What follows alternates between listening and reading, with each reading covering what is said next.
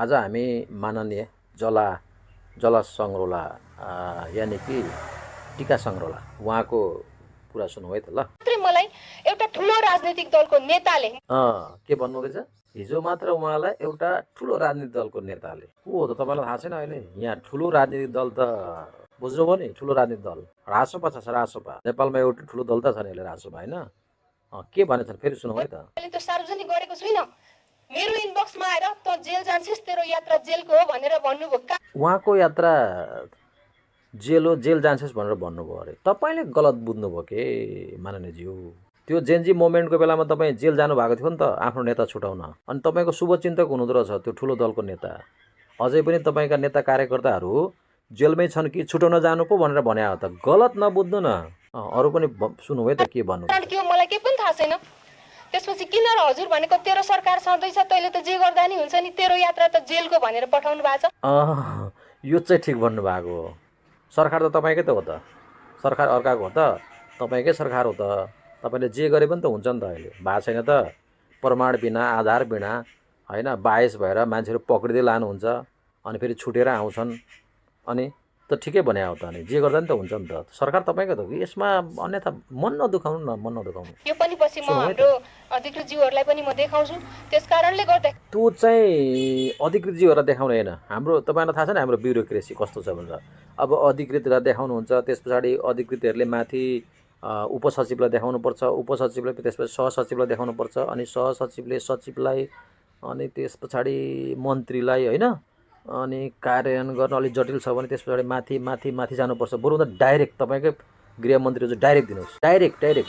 सुनौँ है त अरू के भन्नुहुन्छ। हामी यस्तो एउटा क्रिटिकल समाजमा छौँ, यस्तो एउटा फ्राजाइल समाजमा छौँ, हामीले हाम्रो ओपिनियनै दिन हुँदैन। विशेष गरी यो चाहिँ अलि मिलेन। यो क्रिटिकल र यो फ्रेजाइल समाज चाहिँ अलि मन पर्ने। किन तपाईँ त कर्णाली प्रदेशबाट तपाईँले प्रतिनिधित्व गर्नुहुन्छ होला, होइन? नेपालकै सूचकाङ्कलाई हेर्ने भने सबैभन्दा पछाडि परेको कर्णाली प्रदेश। त्यहाँको जनताले यस्तो भाषा बुझ्दैनन् क्या मानिनेज्यू। उहाँहरूले बुझ्ने, उहाँहरूले चाहिँ सम्झिने, होइन, जान्ने भाषा बोल्नु न। यो अङ्ग्रेजी के अरे, क्रिटिकल कि फ्रेजाइल, यो अलि मिलेन।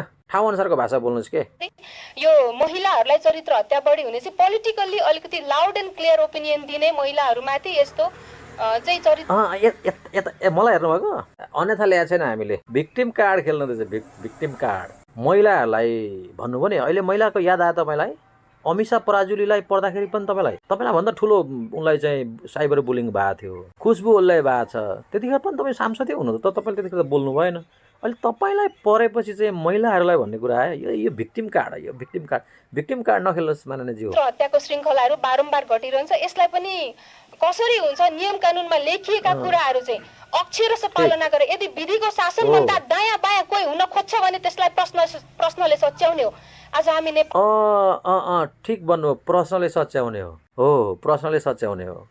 तर अनि अस्ति त्यो आन्दोलनको बेला त तपाईँहरूले त सांसदलाई सच्याउन सिंहदरबारै आगो लगाइदिनु भयो, राष्ट्रपति सच्याउन राष्ट्रपति भवनहरू आगो लगाउन उकास्नु भयो, अनि कैदीहरूलाई सच्याउनलाई तपाईँहरूले जेल ब्रेक गरिदिनु भयो, प्रधानमन्त्री सच्याउन तपाईँहरू त्यहाँ के अरे बालुवाटार जानुभयो, अनि सिस्टम सच्याउनको लागि त सिंहदरबारै आगो लगाउनु भयो। त त्यतिखेर पनि प्रश्न थियो नि माननीयज्यूसँग, प्रश्नले किन नसच्याउनु भएको त? सुनौँ उहाँको कुरा। प्रहरीलाई पनि हामी प्रश्नले सच्याउन चाहन्छौँ कि यसरी खुलेआम चरित्र हत्या गरेर छाती फुलाएर 2 दिनमा छुट्ने यो परम्पराको चाहिँ चरित्र हत्या चाहिँ कसैको पनि गर्नु हुँदैन। त्यो चाहे जला सङ्ग्रौलाको होस्, चाहे अरू कुनै मान्छेहरूको लेडिज होस्, जेन्ट्स होस्, कसैको पनि राजनीतिक रूपमा फरक विचार राख्छ भन्दैमा चरित्र हत्या चाहिँ गर्नु हुँदैन है।